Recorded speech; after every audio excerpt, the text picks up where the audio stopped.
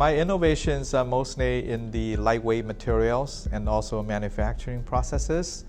And we do alloy development for aluminum, magnesium, and titanium alloys, and recently also getting into high entropy alloys, biodegradable metals, and also very interestingly, the new densified superwood products. One is to design new materials.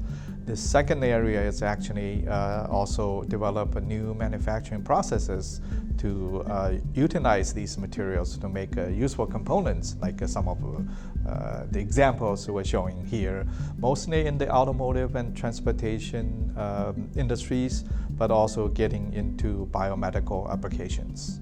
In everything we do, we have to think about sustainability, especially we're utilizing different materials, different resources from Mother Nature. We wanted to make the best use of renewable materials and also make it very efficient in terms of energy consumption. So we are fortunate we have some of the best partners to collaborate in the last few years.